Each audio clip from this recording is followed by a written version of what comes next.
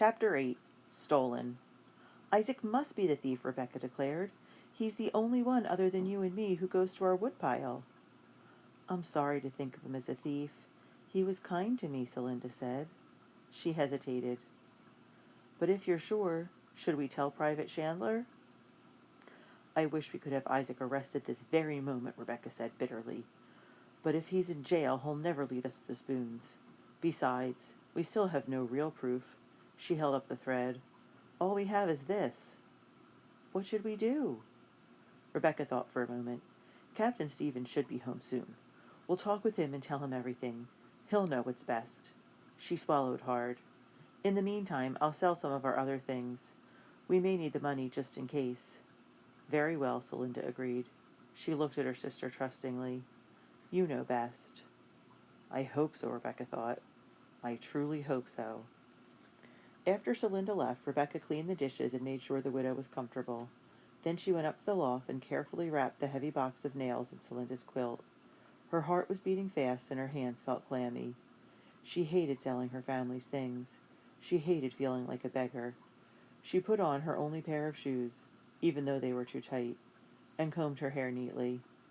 At least I can look respectable, she thought, not as if I'm begging for charity.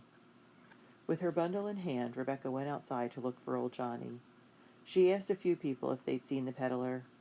One man directed her to the blacksmith shop, which was just outside the palisade. When Rebecca came to the south gate, the guard on duty warned her to go no further than the blacksmith shop, then let her pass. At the door to the shop, Rebecca stopped, wishing she did not have to go in. The blacksmith caught sight of her. "What do you want?" he called out gruffly. Rebecca took a deep breath and stepped inside. The shop was dark and hot and smelled of smoking metal. The blacksmith was a bear of a man with arms as tough as the iron he hammered every day. "Excuse me, sir," said Rebecca. "Is old Johnny here?" There was a sizzling sound and a puff of smoke as the big man lifted a piece of metal up with his tongs and set it down to cool in a bucket of water. Only after the metal was cooled did he look up at Rebecca. "I suppose you could say he is." The blacksmith jerked his head toward the back of the shop. "Johnny," he called out, "you've a visitor." As Rebecca's eyes adjusted to the darkness, she saw a crumpled heap in the corner of the shop. The heap slowly unfolded and sat up. It was old Johnny. His clothes were dirty, and he reeked of rum. He rubbed his bearded chin. "Eh? What do you want?" "I have some things to sell," said Rebecca. Johnny squinted at her, as if he were trying to remember who she was. "I'm Rebecca Percy," she reminded him. "I talked with you about my spoons?" "Spoons?" said Johnny. His eyes sharpened. "What about the spoons?" "I don't have them today," Rebecca said regretfully, "but I have some other things to sell."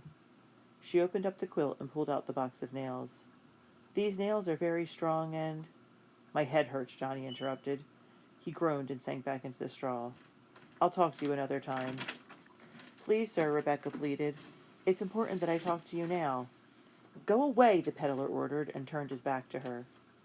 Rebecca slowly put the box away. "Hold on," said the blacksmith sternly. "Let me see those nails." Surprised, Rebecca handed him the box, and he looked the nails over carefully. 6 shillings, he said at last.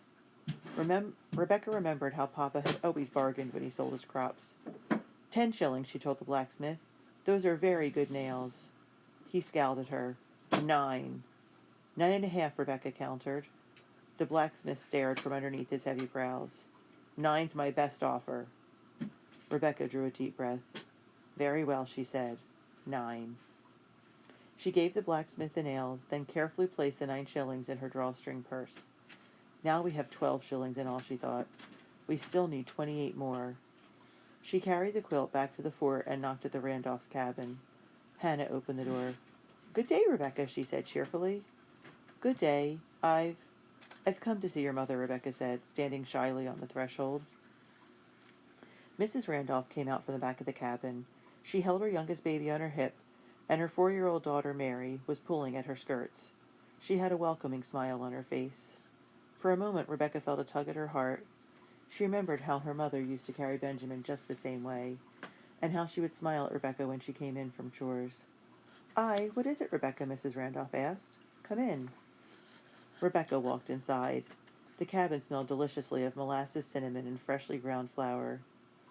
I wondered if perchance you'd be interested in buying this quilt, ma'am, Rebecca said. Celinda made it. Mrs. Randolph handed the baby to Hannah. Then she fingered the quilt. Why are you selling it? Rebecca explained that she was raising money to buy back Celinda's contract from the Cutters. She decided not to tell Mrs. Randolph exactly how much money they owed on the contract, or how much they had already earned. If I tell her we've so little, she thought, it'll seem I'm asking for charity. Mrs. Randolph listened to Rebecca carefully, then asked, Have you thought that your sister might be better off with the Cutters? I know you'd miss her, but she would be safer in Connecticut, and I suppose— Mrs. Randolph hesitated. I suppose the Cutters would treat her decently enough. Celinda and I belong together, said Rebecca firmly. We're family, all the family we have left right now. If she went as far away as Connecticut, we might never see each other again. Mrs. Randolph looked at her, then glanced at Hannah, who was holding the baby, and Mary, who stood close to her mother's side. I suppose my children would feel the same way about each other if, heaven forbid, something should happen to their father and me. She sighed. Let me look at this quilt. She was examining the stitching when another knock came at the door. It was Mrs. Martin, a plump farmer's wife who had recently moved into the fort with her family. Folks aren't safe anywhere these days, Mrs. Martin announced as she marched in carrying her market basket. Mrs. Randolph looked surprised. What do you mean? Mrs. Martin took an empty flour sack out of her basket. This is what I mean. Do you recall I bought flour yesterday? Mrs. Randolph nodded. I spent the whole day baking bread. 7 loaves, big ones too. We ate 1 loaf last night, and I left the rest out to cool on the window, thinking there were honest folks living here. But when I looked this morning, there were only 3 loaves left. Somebody stole 3 loaves of my bread. One of my cheeses is gone too. Oh no, Mrs. Randolph exclaimed. Are you sure it was a thief? Maybe a dog ate him. No dog could ever have jumped as high as that window, Mrs. Martin said. She looked around the store as if to check for eavesdroppers, then added, That's not the only theft I've heard of. One of the soldiers said someone took his jacket in a flint box, and the Walters say one of their blankets is missing. She looked hard at the quilt. You didn't find that somewhere, did you? Rebecca said hurriedly, My sister made that quilt, every stitch. She turned the quilt over and showed the neat, perfect lines of Celinda's sewing. See? Said Mrs. Martin, eyeing Rebecca. I heard Private Chandler was at your house, talking to that white Indian boy about a knife he stole from Ezekiel Cutter. If I don't miss my bet, that savage boy is at the root of all this. Rebecca could not risk Isaac being arrested yet. She had to find the spoons first. She was sure that if Isaac were in jail, he would never tell where his hiding place was. Private Chandler searched our house, and Ezekiel's knife wasn't anywhere, she told Mrs. Martin. For all we know, Ezekiel could have just lost it. And I suppose my bread sprouted legs and walked away, and took the cheese with them, Mrs. Martin replied sarcastically. She reached back into her basket. In any event, I need more flour.